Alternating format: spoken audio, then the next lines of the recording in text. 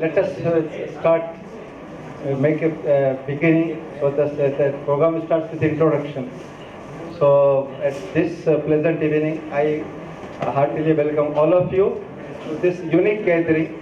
I will just take a couple of minutes to tell the background of this. This is an All India Payam-e Insaniyat Forum. The Urdu word Payam-e Insaniyat means message of humanity. So this is a forum and a platform where the humanity speaks, where we are working for the humanity. So under this banner we are assembled here, and we have invited the cream of the society here. This is not an ordinary gathering. Please remember that this is the selected gathering which God has given some unique qualities and abilities and the leadership. So to make these people aware, it will make an opinion. So for that purpose we have assembled here. Mr. Huzafa, please. Good evening everyone present over here. आज हम लोग जो यहाँ जमा हुए हैं, आज हमारा जो इकट्ठा होने का एक रीज़न है कि हम एक ऐसे बैनर के नीचे एक ऐसे एनजीओ के साथ में जमा हुए हैं जिसका नाम ऑल इंडिया पयाम-ए इंसानियत forum, which is basically originated from Lucknow Allahabad, जहाँ से इसका स्टार्ट हुआ था। हम लोग पहले एक प्रेजेंटेशन के थ्रू समझ लेते हैं कि आज जमा होने का, आज इकट्ठा होने का एक रीज़न क्या है। बेसिकली ऑल इंडिया पयाम-ए इंसानियत फोरम एक द मैसेज ऑफ ह्यूमैनिटी, एक टैगलाइन के साथ में हम लोग काम कर रहे हैं कि we are strictly non religious, non political, social organisation. We are working for betterment of society, for upliftment of poor people, और इसी तरह जहां जहां तक हमें पहुंचना है इंसानियत के लिए, इसी एम के साथ में कि हमारे मुल्क में अमन और भाईचारा किस तरह बना रहे और किस तरह इस मैसेज को स्प्रेड किया जाए, इसी मिशन के साथ में हम लोग काम कर रहे हैं। स्टार्ट मैं अगर आपसे कहूं कि इस तंजीम के, इस फोरम का स्टार्ट हुआ था 1970s में। जो फाउंडर हम लोगों के एनजीओ के थे मौलाना अली मियां रहमतुल्लाह अलैह, मौलाना का एक विजन था कि मौलाना बड़ी दूर से देख रहे थे कि हिंदुस्तान के इस मुल्क के हालात आगे चलकर इतने डिफरेंशिएट कर दी जाएंगे, इतना पोलराइजेशन कर दिया जाएगा कि लोगों को उनकी आइडेंटिटी की बुनियाद पर, उनकी आइडेंटिटी का उनके हुलिये पर, उनके फिजिक के ऊपर से जज किया जाएगा।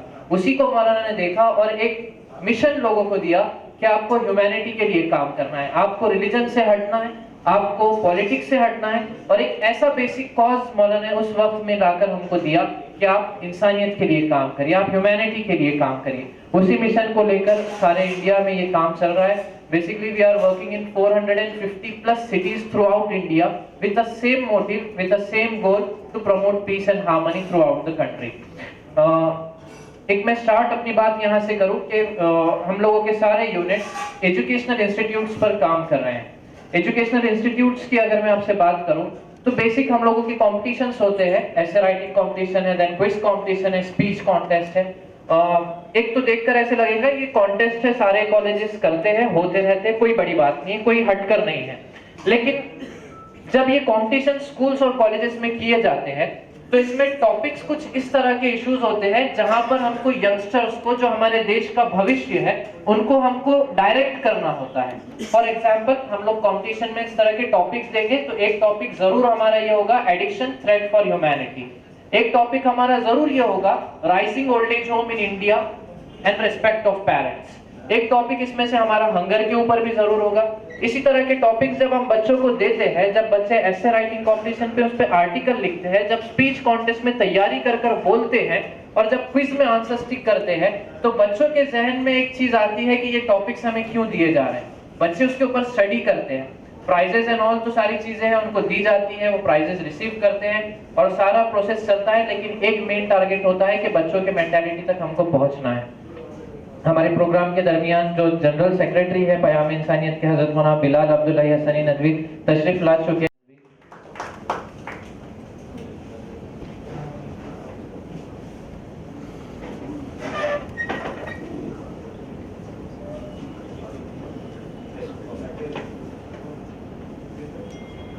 So I wholeheartedly welcome each and everyone individually and also together. Tonight we have gathered to talk about human values, humanity, and the problems that we are facing in society and also how we can overcome them. So I first of all feel lucky, and I also feel very happy that I am standing in a room full of people with respected designations and the dignitaries who are really honorable.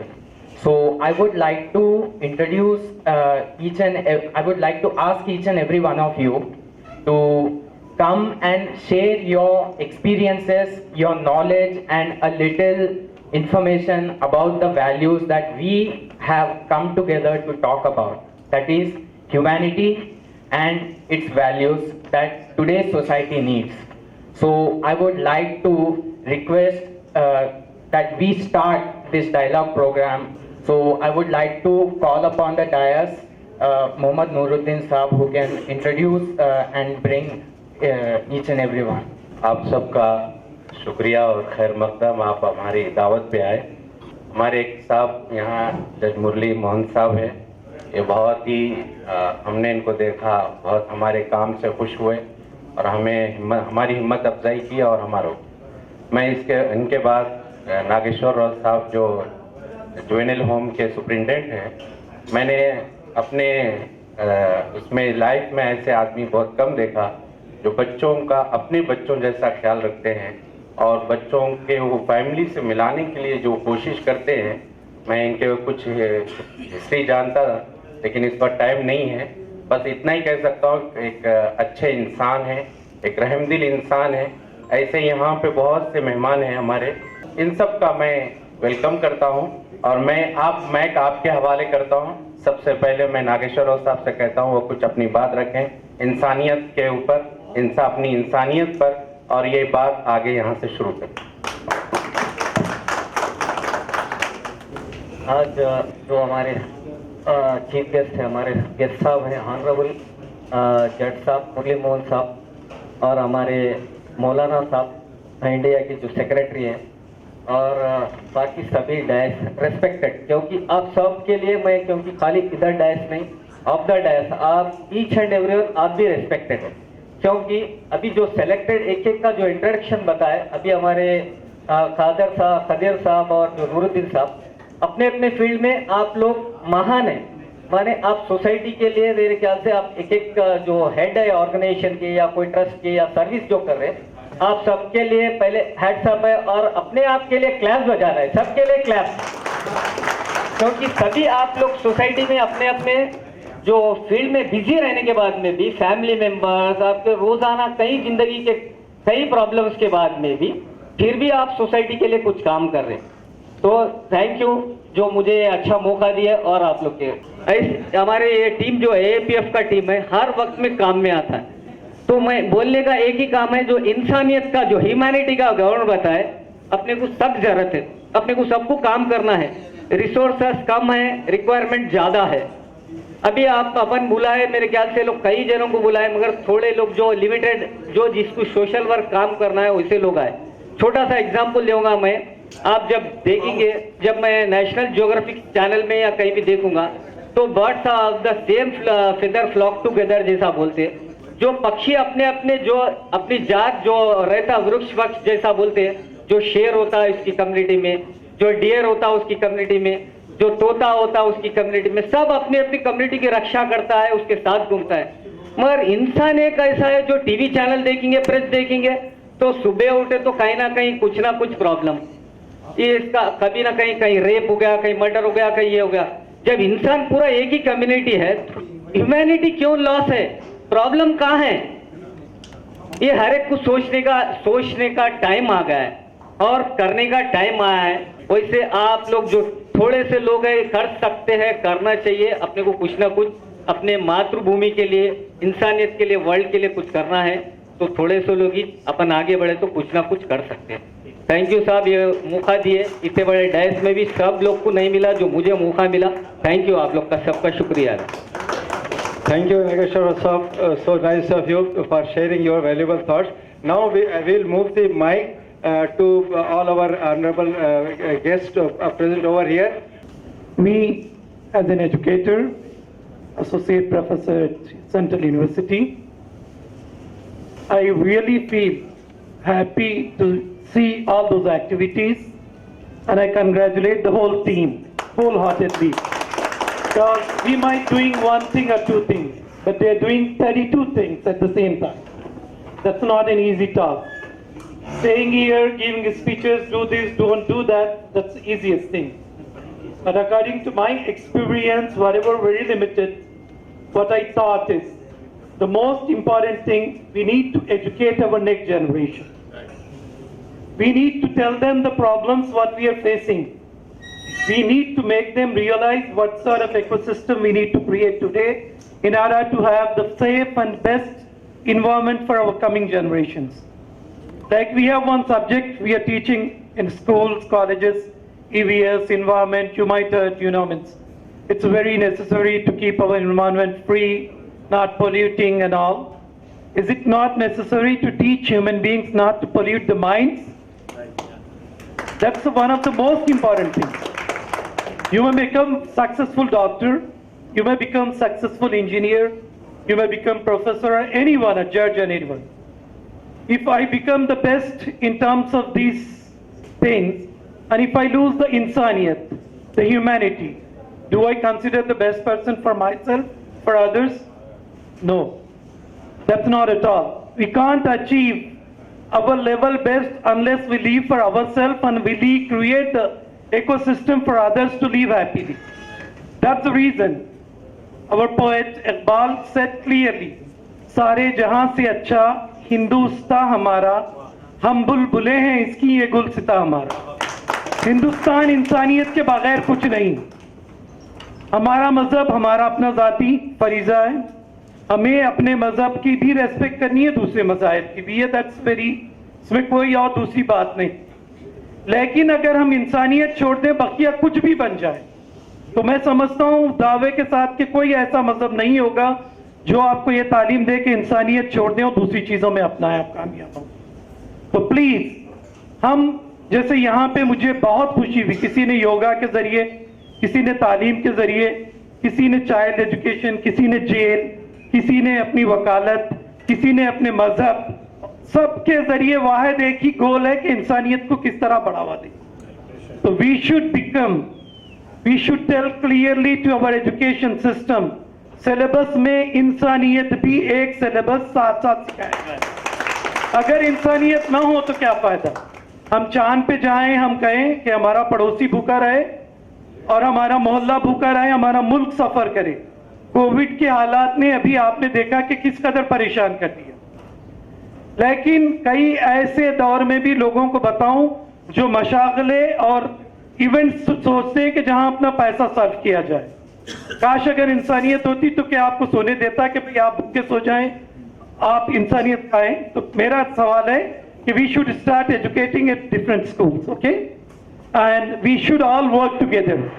यहाँ पे आना ये हमारी शुरुआत है, काम करना हमारा साथ है और मिलजुल के रहकर आगे बढ़ाना, it's our success. Thank you. Thank you very much sir. I am Rajan Chauhan, principle of Gokul junior college. तो इससे पहले मैं दिल्ली में यूपीएससी के लिए काम करता था, यूपीएससी स्टूडेंट्स को ट्रेन करता था, पॉलिटी एंड इंटरनेशनल रिलेशन. आज ये प्रोग्राम में आके मुझे एक आइडिया आया, whenever this organisation conduct some educational programmes, तो मेरे कॉलेज के तरफ से मैं रेडी हूँ. तो यूपीएससी का कोचिंग हो, उसके लिए ये 2 सब्जेक्ट्स के लिए मैं रेडी हूँ, तो मेरे साइड से रहेगा. And one more thing, Gokul junior college की तरफ से आप बिलो पॉवर्टी लाइन स्टूडेंट्स को आप आइडेंटिफाई करिए. आई विल अकोमोडेट 25 स्टूडेंट्स को मैं फ्री पढ़ाऊंगा. Thank you. Thank you very much sir. మానవ సందేశ ఉద్యమం, మానవత్వం వెల్లివిరిస్తే ఎటువంటి రుచి ఉంటుందో తెలియజేయాలనే ఉద్దేశంతోనే మనం టీ తాగితే దాని రుచి తెలుసు, బిర్యానీ తింటే దాని రుచి తెలుస్తుంది. మానవత్వం కలిసిమెలిసి ఉంటే ఎలాంటి రుచి వస్తుందని, అలాంటి వాతావరణాన్ని నెలకొల్పడానికే మానవతా సందేశ ఉద్యమం వచ్చింది. ఈ సందర్భంగా 2 చిన్న ఉపమానాలు చెప్తాను. పంచదారను తీయగా అయిపో అనాల్సిన అవసరం లేదు, ఉప్పును ఉప్పుగా అయిపో అని అనాల్సిన అవసరం లేదు. దురదృష్టం ఏంటంటే ప్రస్తుతం మనిషిని మనిషిగా అయిపోండి అయ్యా అనాల్సిన అవసరం వస్తుంది. మహాశీలారా, ఇంకో చిన్న ఉపమానం, మీ చాలా పెద్ద వ్యక్తులు ఉన్నారు ఇక్కడ, అందరినీ నేను చాలా గౌరవిస్తాను. మీ ముందు చెప్పేంత వ్యక్తిని కాదు, కానీ మా గురువు గారి యొక్క కొన్ని మాటలు మనం ఆచరిస్తూ ఉంటాము, అవే మీ ముందు షేర్ చేసుకుంటున్నాను. ఒక అమ్మాయి మంచి వస్త్రాలు వేసుకుని బయటకు వెళ్ళిందంటే, పండుగనో లేకపోతే ఏదో ఫంక్షన్ అనో, సాయంత్రం ఇంటికి రాకపోతే ఆ తల్లిదండ్రులు ఆవేదన పడుతున్నారు, ఆ అమ్మాయికి ఎందుకు రాలేదు. మా అమ్మాయిని ఏదో పాము కాటేసిందోనో పులి తినేసిందోనో భయపడట్లేదు, మానవ రూపంలో మనలాంటి మనిషి ఎవడో కాటేశాడా మా అమ్మాయినని బాధపడుతున్నారు. అటువంటి మానవత్వం తీసుకురావాలన్నదే మానవ సందేశం యొక్క ముఖ్య ఉద్దేశం. ప్రవక్తల వారు ఆ రోజే చెప్పారు, ఒక ఓడ ఉపమానం చెప్పారు. మనం కూడా ఇక్కడ కూర్చొని ఉన్నాం. ఓడలో 2 స్థానాలు ఉన్నాయి. కింద స్థానంలో కూర్చున్న వాళ్లకు నీళ్లు కావాలంటే పైకెళ్ళి తెచ్చుకోవాలి.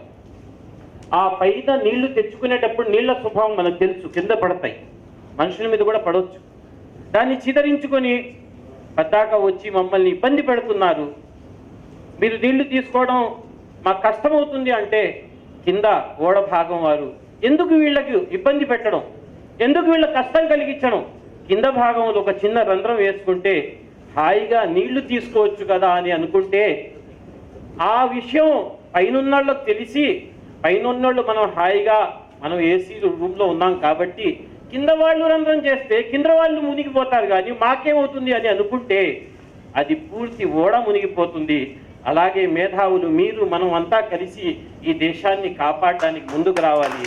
ఇదే మానవతా సందేశం యొక్క ముఖ్య ఉద్దేశం. ఈ కొన్ని విషయాలు మీతో నేను షేర్ చేసుకున్నందుకు ధన్యవాదాలు తెలియజేసుకుంటూ సెలవు తీసుకుంటున్నాను. Thank you sir. మరి ఈ శుభ సాయంత్రము, మరి ఇంతమంది డిఫరెంట్ ఆర్గనైజేషన్, డిఫరెంట్ ఫీల్డ్స్లో ఉన్నటువంటి మేధావులందరూ మరి ఇక్కడ జమ చేసినందుకు వారిని ఆర్గనైజర్స్ను చాలా అభినందించాలి. యాక్చువల్గా ఇక్కడ మనకు ఈ ఏదైతే ఉందో ఆల్ ఇండియా మానవత్వ సందేశ సమితి, అసలు యాక్చువల్గా మనకు తప్పిపోయిందే ఆ మానవత్వం అనేది. ఇప్పుడు విజయవాడ నుంచి వచ్చినటువంటి మిత్రుడు చాలా కరెక్ట్ చెప్పాడు.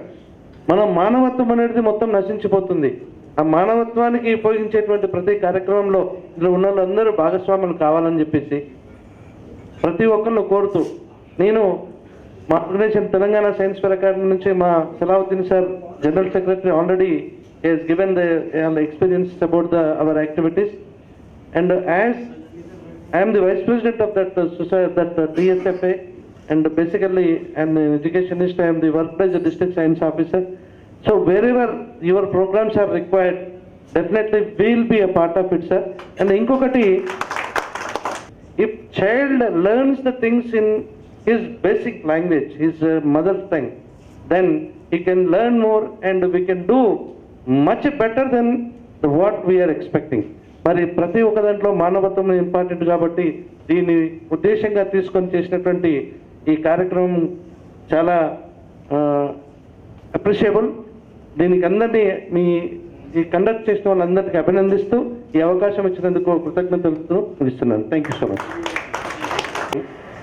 मेरा नाम मोहम्मद फारूक है. मैं मुख्तलिफ ऑर्गेनाइजेशन से जुड़ा हुआ हूँ, लेकिन एक पीस आर्मी तेलंगाना का नाम लूँगा. यहाँ पर आप सबको देखने के बाद मुझे दिल बोल रहा कि 1 घंटा आपके सामने बात करूं, लेकिन शायद सदर साहब इजाज़त नहीं देंगे, इसीलिए सिर्फ एक सजेशन देकर बैठ जाऊंगा अपनी जगह पर. हम यहाँ पर जितने लोग हॉल में मौजूद हैं, they all are selected by God. Allah के पसंदीदा बंदे हैं आप लोग, सभी लोग यहाँ पर, क्योंकि करोड़ों लोग इस दुनिया में रहते हैं, लेकिन उनकी खिदमत के लिए सिर्फ ऐसे चंद गिने चुने चेहरे नजर आते हैं. सैल्यूट है आपके लिए, आपकी सर्विसेज के लिए. और मैं एक सैल्यूट और करूंगा ऑल इंडिया पयामे इंसानियत के कोऑर्डिनेटर्स को. एक ही सजेशन देना चाहूंगा आपको कि आपने इतने अच्छे लीडर्स को, कम्युनिटी लीडर्स को यहाँ पर एक प्लेटफॉर्म पे जमा किया. ये नुक्ता आगाज रखिए, यानी कि ये पहला मीटिंग है इस किस्म की. अगली मीटिंग के लिए हम ही लोग किसी और एरिया में डिसाइड करके आज उठेंगे. ये मिशन खत्म नहीं होना है, ये शुरुआत है. और मैं एक अलग काम करता हूं अपने एरिया में, आप अलग काम करते हैं अपने एरिया में। सिर्फ एक कोऑर्डिनेशन की जरूरत है। ये कोऑर्डिनेशन, ये ब्रिज ऑल इंडिया पाया इंसानियत बन सकता है। मैं चाहूंगा कि आप ये सभी लोगों को कोऑर्डिनेट करके एक प्लेटफॉर्म पे रखिए, व्हाट्सएप के जरिए हर एक के काम में हम अपना जो है सर्विस दें और एक दूसरे की भाईचारगी और ह्यूमैनिटेरियन ग्राउंड्स पर हम काम करें, तो इंशाल्लाह हैदराबाद नहीं पूरे इंडिया में हम जो है अमन फैला सकते हैं, मोहब्बत फैला सकते हैं। शुक्रिया। हम अपने प्रोग्राम के एंड की तरफ जा रहे हैं। एक वाकया सुनाकर हम इस प्रोग्राम का मकसद आपको बताना चाहते हैं। वाकया एक छोटे से बच्चे का है। बच्चा अपने बाप को बहुत परेशान कर रहा था, बाप को बार बार आकर उसको डिस्टर्ब कर रहा था। बाप ने इधर उधर देखा तो हिंदुस्तान का मैप नजर आया उसको। उसने मैप उठाया जो अलग अलग हिस्से में बटा था, कहा कि बेटे जा हिंदुस्तान को जोड़कर लेकर आ जा। अब वो समझा कि ये बच्चा है, इसको कश्मीर कहाँ है क्या मालूम, इसको कन्याकुमारी कहाँ है क्या मालूम, इसको आंध्र प्रदेश हैदराबाद कहाँ है क्या मालूम, ये कब जोड़ेगा, मेरा काम इधर हो जाएगा। विदिन 5 मिनट वो बच्चा वापस, और उसके हाथ में मैप था। उसने देखा, हैरान रह गया कि मैप एज इट इज एकदम परफेक्ट उसने जोड़कर लेकर आया। उसे पूछा बेटे तुमने मैप कैसे जोड़ लिया। बच्चे ने मैप को पलटाया और पीछे एक तस्वीर बताई कि पापा पीछे इंसान की तस्वीर बनी थी, मैंने इंसान जोड़ा, हिंदुस्तान जुड़ गया। आज हम आपको इसीलिए यहाँ बुलाए हैं। हम अलग अलग मजहबों के हैं, हम अलग अलग बोली बोलते हैं, लेकिन याद रखिए बोलियों के दरमियान मोहब्बत की बोली सबसे बड़ी बोली होती है। अगर हम इंसानी के नाम पे एक दूसरे से जुड़ते हैं, आप कोरोना में देखिए, कोरोना में नौजवान बच्चों की मौत हुई, कोरोना में 20 से 30 साल वालों की मौत हुई, कोरोना में 30 से 40 साल वालों की मौत हुई। कोरोना हमको आदेश देकर गया, हमको एक सबक देकर गया कि ए दुनिया में रहने वालों, तुम मजहब के नाम पे एक दूसरे को खेटोगे, तुम जात पात के नाम पे एक दूसरे को खेटोगे, तुम लैंग्वेज के नाम पे एक दूसरे को खेटोगे, गिरकर तो जमीन पे गिरना है तुमको। तो याद रखो, जब तक ऊपर खड़े हो सही रहो, सही चलो, क्योंकि तुम्हारा एंड तुम्हारे चलने पे है। तुम सही चलेंगे तो सही रहेंगे। अब जहां तक बात एडिक्शन पे भाई ने बात किया, सर मैं आपको सैल्यूट करता, आपने अपने आप को एजुकेशन के लिए पेश किया। मैं कोई तेलुगु आती नहीं, मैं महाराष्ट्र से हूँ, लेकिन इत्तेफाक की आपकी मोहब्बत की तेलुगु की बातें भी कुछ समझ में आ रही थी। आपकी मोहब्बतों को सलाम कि कई लोगों की बातें मैं समझा। यहाँ पे हमारे दरमियान जज साहब भी मौजूद है और वो भी लिख रहे हैं, और लिखकर जब वो बोलेंगे तो हम सुनेंगे। और मैं उम्मीद करता हमारे दरमियान असल में लखनऊ के गेस्ट हैं। आप तेलुगु भी बोले लेकिन गेस्ट का ख्याल भी रखें, वो भी आपको सुनना चाहता है, वो भी आपकी धड़कनों तक पहुंचना चाहता है, वो भी समझना चाहता है हैदराबाद की धड़कन क्या बोलती है। और मैं सैल्यूट करता हैदराबाद को, ये जो हैदराबाद बैठा है मैं इसको सैल्यूट करता कि इतने लोगों में, जैसा एक साहब ने बोला कि सिलेक्टेड लोग हैं। यकीन मानिए दुनिया में 2 ही किस्म के लोग होते हैं, एक देने वाला और एक लेने वाला। ये देने वालों का मजमा है जो दुनिया को देना जानते हैं। मैं उम्मीद करता कि आप जो लिखेंगे फीडबैक फॉर्म में, प्रोग्राम बहुत अच्छा ही लिखे आपने, तो वो जो बच्चों ने तकरीर लिखे ना, वो अभी जो स्पीच दी वो बच्चे भी लिख देंगे, प्रोग्राम बहुत अच्छा है।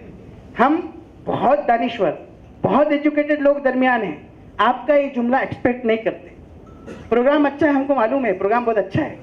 हम एक्सपेक्ट करते हैं कि आप लिखें कि आपका कंट्रीब्यूशन इंसानियत के मैदान में क्या रहेगा। अगर हम एक टेबल हैदराबाद में बनाते हैं, अगर हमारे पास पेशेंट आता है नशे का, उसको रिफर करना है हमको एक साइकियाट्रिस्ट के पास, इसमें से कोई डॉक्टर हमको एक साइकियाट्रिस्ट दे देता। कोई बच्चों का परेशान हाल कोई आदमी आता तो इसमें से कोई हमको एक बच्चों का डॉक्टर देता। कोई एजुकेशन लेवल पे जाना चाहता लेकिन उसके पास टैलेंट बेपनाह है, पैसा कुछ नहीं है, तो हमारे सर के ऐसे लोग बोले कि लाओ मेरे पास, मैं उसको पढ़ा दूं।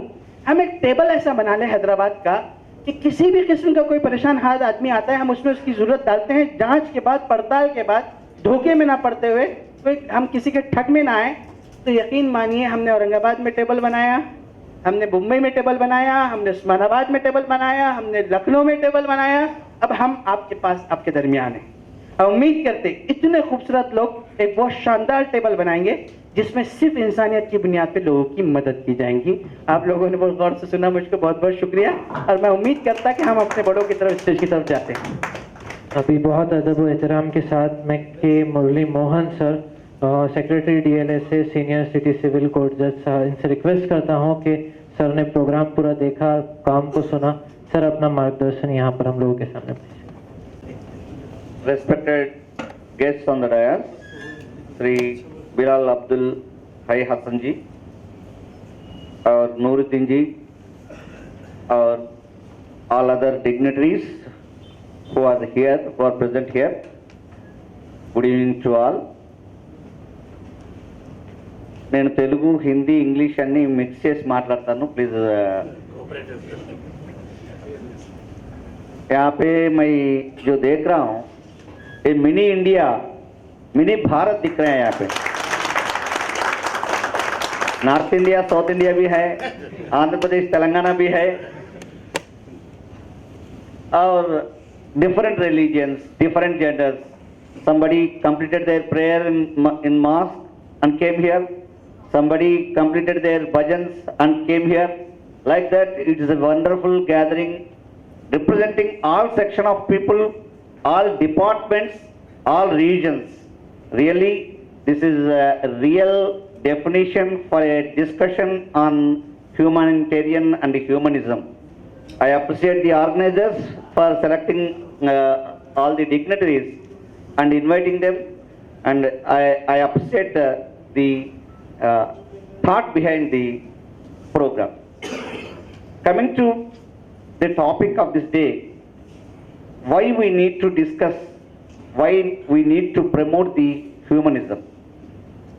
Because we are human beings, we are human. So we must promote, we must think, we must spread the humanitarianism, which is very much need for the existence of the society, for the future of the society. What we need to do to promote the humanism? Humanity promote करने के लिए क्या करना चाहिए? If you belongs to certain religion, understand the real principles of your religion and follow it. If you are a true Indian, understand the concept of the constitution and follow it. Either you follow your religious holy books or you the constitution, all will say one thing, that we must promote the common brotherhood and humanity among ourselves, and the fundamental duties under Article 51A, I would like to tell you, are saying that promote harmony and the spirit of common brotherhood amongst all the people of India, transcending religious, linguistic and regional or sectional diversions. That is the spirit of the Constitution under Article 51A. That is the fundamental duty on each and every citizen of India. I would like to share the lines of Gurujara Apparao Garu, a great Telugu poet. అన్నదమ్ముల వలెను జాతులు మతములన్నీయు మెలగవలెనోయ్, మతము వేరైతేనేమోయ్,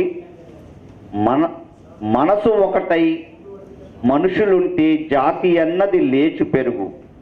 మతము వేరైతేనేమోయ్, మనసు ఒకటై మనుషులుంటే జాతి అన్నది లేచి పెరిగే, లోకమున రాణించునోయ్. చట్టపట్టా లేసుకొని దేశస్థులంతా నడవవలెనై, అన్నదమ్ముల వలెను జాతీయు మతములన్నీయు మెలగవలెనోయ్. అంతకంటే ఇంకా గొప్ప లైన్స్ మనము తెలుగులో దేశభక్తి కోసం చెప్పగలిగినటువంటి మాట ఏదన్నా ఉంటుందా?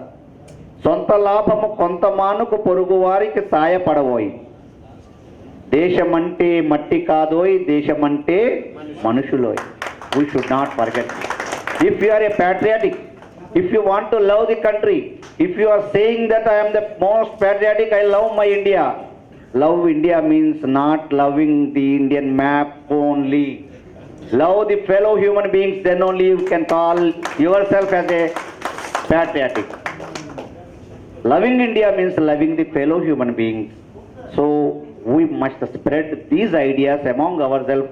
We must believe these ideas first, and we should convince, we should tell, and we should share all these things with our children, with our fellow human beings. Wherever we are having some dialogue like this, we should spread such ideas before the people to think positively to spread the humanism. With this, I want to conclude, and I appreciate of the organizers for arranging this wonderful program to have a dialogue on humanity. Thank you very much. Namaste. Thank you very much for your valuable words, Mr. Murli Mohan Saab.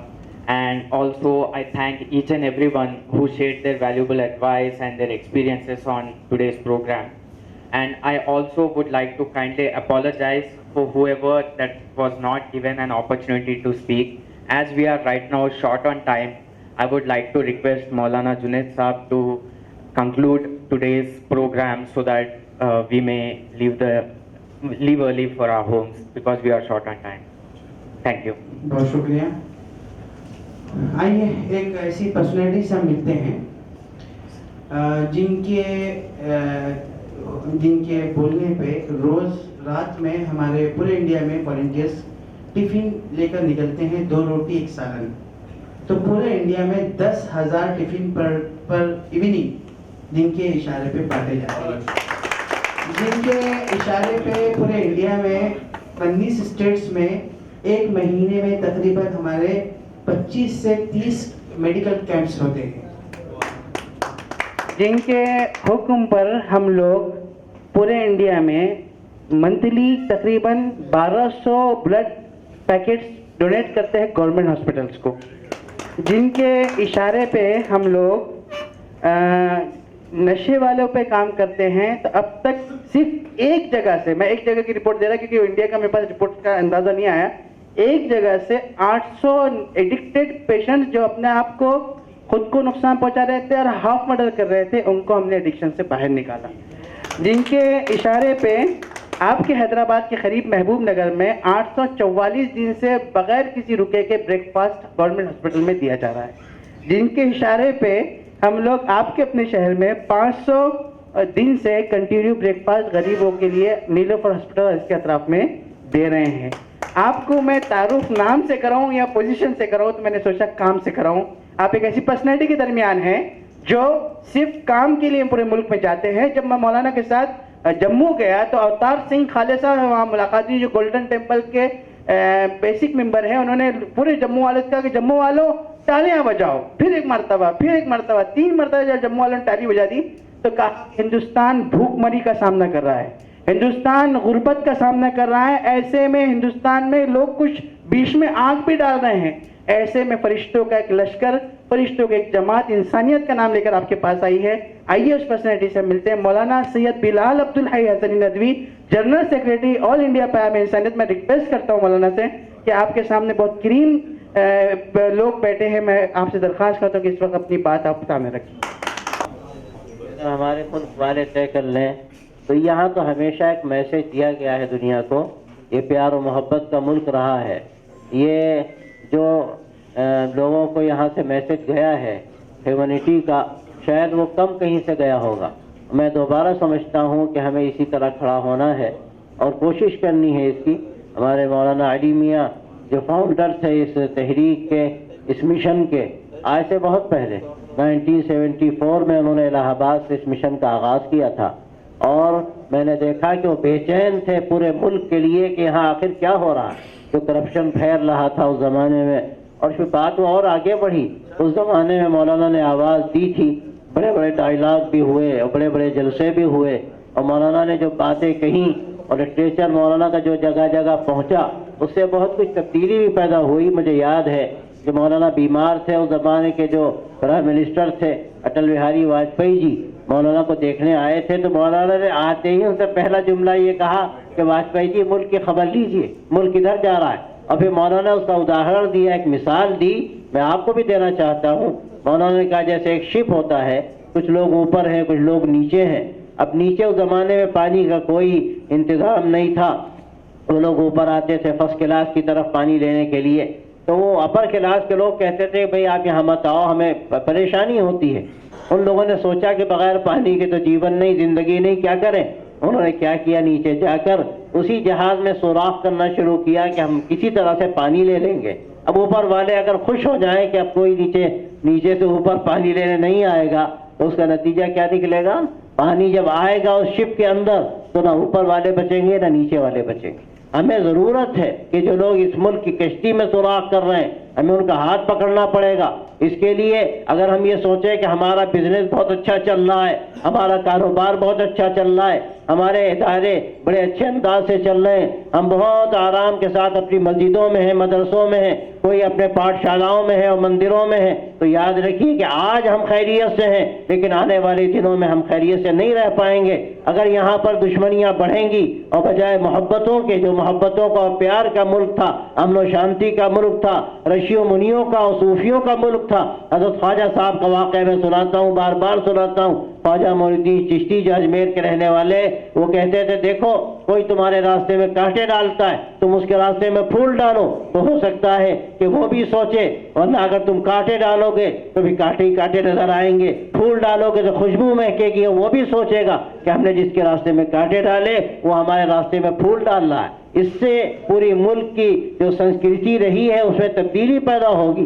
तो इस वक्त इसकी बड़ी ज़रूरत है और मुझे इंतहाई मसरत है। मैं क्या कहूँ आपसे, आपने जो अच्छी अच्छी बातें कही हो मैंने सुनी, हमें उम्मीद है, मैं मायूस नहीं। मौलाना तो कहते थे कि हम मायूस नहीं हैं, यहाँ लोग सो गए हैं, उनको जगाने की ज़रूरत है, वो जागेंगे, उनकी इंसानियत जागेगी, उनकी मानवता जागेगी, तो आप देखेंगे कि रुख कौन सा होता है इस मुल्क का। ये गलत रुख जो आज हमको नजर आ रहा है, अगर हम थोड़ी सी मेहनत करेंगे, हम सब एक होकर तय कर लेंगे, कोई किसी मजहब का हो, किसी जाति का हो, वो कहीं का रहने वाला हो, अमीर हो या गरीब हो, लेकिन सब के सब भाई हैं। ये जो इंसानी रिश्ता है ये सबसे बढ़कर है।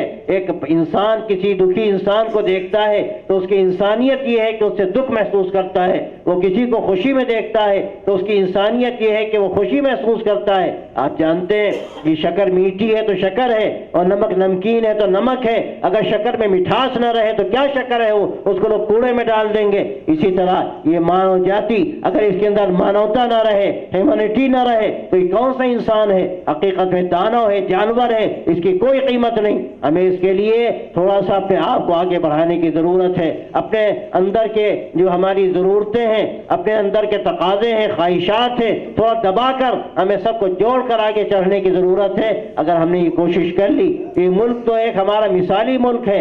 एक मैं समझता हूँ यहाँ से जो पैगाम मोहब्बत का गया है, यहाँ का जो इतिहास है, जो यहाँ की तारीख है, वो बताती है हमेशा लोग यहाँ मिलजुल कर रहे। अब ये मैं तो एक शिकायत के तौर पर कह सकता हूँ, इतिहास हमारा कुछ था, लेकिन आज जो हमारा सिलेबस तैयार किया जा रहा है उसमें ऐसी बातें शामिल कर दी गई हैं कि इससे मोहब्बत पैदा होगी या नफरत पैदा होगी। मैंने तो कई जगह बहुत अहम जलसों में कहा, जहाँ बड़े इसके माहिरीन भी थे, एजुकेशन के लोग थे, कि भाई आप इसकी फिक्र कीजिए, आप अगर कड़वे बीज डालेंगे तो कड़वे फल निकलेंगे, आप मीठे मीठे बीज डालिए, ऐसे फलों के बीज डालिए कि जिसके बाद ऐसा दरख्त तैयार हो जिसके साए में लोग रहें, जिसके मीठे फल लोग खाएं। तो हमें अपने सिलेबस की भी फिक्र करनी है, अपने निज़ाम तालीम को, एजुकेशन के सिस्टम को भी देखने की ज़रूरत है कि हम वहाँ मोहब्बत पैदा करें, प्यार पैदा करें। और जो करप्शन जो सिखाया जा रहा है, माल की मोहब्बत, इसने हमें तबाह कर दिया। माल क्या है? ये पैसा क्या है जिसको आदमी अपने हाथों से ढाले और फिर वो पैसा ऐसा उसके लिए ज़रूरी बन जाए कि उसकी नज़र किसी तरकते हुए दिल पर ना हो, किसी के पेशानी के पसीने पर ना हो, बल्कि वो ये देखे कि नोट झांक रहा है कि नहीं झांक रहा। वो आ जाए तो फिर सब कुछ सारे काम हो जाएंगे और बेचारा कोई गरीब खड़ा है, जरूरतमंद है, हम उसके लिए तैयार नहीं है। ये मिजाज हमारा इंसानी मिजाज नहीं है, इंसानों का मिजाज नहीं, ये जानवरों का मिजाज। हमें इसको बदलने की जरूरत है। तो मैं समझता हूँ इतनी बड़ी तादाद में आप आए, तादाद चाहे बहुत ज्यादा ना हो, लेकिन आप देखिए जो क्वालिटी है वो क्या है। क्वांटिटी की इतनी कीमत नहीं होती, क्वालिटी की कीमत होती है। आप इतनी बड़ी तादाद में हैं, आपके पीछे हजारों लोग हैं, आप एक मिजाज बनाइए, आप लोगों के अंदर इंसानियत पैदा कीजिए, आप उनके माहौल को बुलंद कीजिए। आज हमारे कॉलेजों का हाल क्या है, वहां से कैसे लोग निकल रहे हैं, उनके अंदर कैसी दरिंदगी पैदा हो रही है। बिल्कुल कुछ नहीं सोचता कोई कि हम क्या कर रहे हैं। मैं तो कहता हूं कि एक जमाना था कि उस वक्त जो जहालत थी वो बहुत छोटी थी, उस वक्त जो गलत काम होते थे छोटे पैमाने पर होते थे, लेकिन आज हाल ये है कि वो बहुत आगे बढ़ गई है। उसको हर तरह की चीजें मिल गई हैं।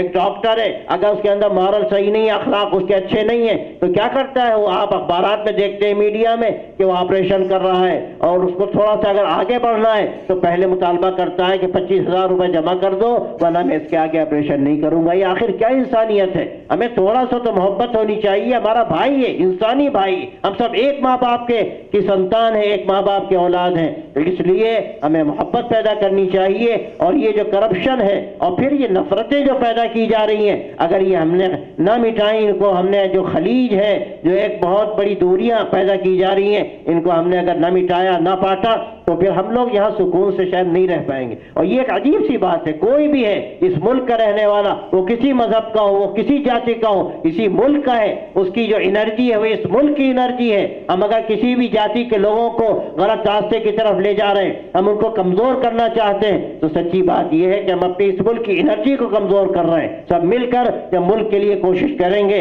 ये मुल्क एक महान मुल्क होगा, ये एक सुपर पावर बन जाएगा और इससे दुनिया में एक मैसेज हम देंगे। मैं तो कहता हूं सुपर पावर कोई एटम बम से नहीं होता, सुपर पावर जब होता है जब उसके अंदर इंसानियत हो, ह्यूमैनिटी उसके अंदर परवान चढ़े, वो आगे बढ़े और दुनिया को मैसेज दे। बस इसी के लिए आपको यहाँ जमा किया गया और मैं ये समझता हूँ कि आप इसी मैसेज को लेकर जाएंगे, इसी हद तक बात नहीं रहेगी। मैं अक्सर जलसों में बात ये कहता हूँ, बड़ी बड़ी सभाओं में कहता हूँ कि देखिए ये आपकी सभा खत्म हो जाएगी लेकिन काम यहाँ से आपका शुरू होगा। आप अगर इस पैगाम को, इस मैसेज को लेकर गए तो आपका आना बड़ा मुफीद होगा हमारे लिए, आपके लिए, इस मुल्क के लिए, तमाम इंसानों के लिए। और इससे एक मैसेज सारी दुनिया में जाएगा कि हिंदुस्तान में यहाँ के रहने वाले इसे हिंदू मोहब्बत के साथ रहते हैं, हिंदू हो, मुसलमान हो, सिख हो, ईसाई हो, जैनी हो, बुद्धिस्ट हो, जो भी हो। लेकिन जैसे गुलदस्ता होता है उसमें रंग बिरंग के फूल होते हैं, इस गुलदस्ते को हमें बाकी रखना है, इसको संभाल कर रखना है, यही इस मुल्क की खूबसूरती है। और मैं समझता हूँ कि आज भी ये गुलदस्ता जो यहाँ पर सजा, आप यहाँ पर आए, इससे इस मुल्क के वक़ार में इजाफा होगा और इससे आप जो पैगाम लेकर जाएंगे उससे हम बहुत आगे बढ़ सकेंगे। और ये जो भेदभाव पैदा हो रहा है इसको मिटाएंगे, खत्म करेंगे। हम मिलजुल कर रहे हैं और मिलजुल कर रहेंगे, हम इसी आज़म के साथ यहाँ से जाते हैं। मैं आपका बहुत बहुत शुक्रिया अदा करता हूँ, आपको मैं थैंक्स कहता हूँ कि आप यहाँ पर आए, आपने बहुत कीमती वक्त दिया। हमें उम्मीद है कि ये इससे एक नई फिजा बनेगी और यह हैदराबाद एक मॉडल बनेगा कि जिससे मुल्क की और जगहों पर भी लोगों को पैगाम मिलेगा। आप तमाम हजरात का बहुत बहुत शुक्रिया। And everyone who are right now in this room who came for the message of humanity, and I would also like to kindly apologize for whoever was not given a chance to give a dialogue over here. And apart from just thanking, I would also like to offer that during the conclusion I would like all of you to have the dinner and then leave the event over here. And I would also like to say that our Maulana, he is about to leave. So I request each and every one of you to have the dinner so we can start concluding the event for today. Thank you.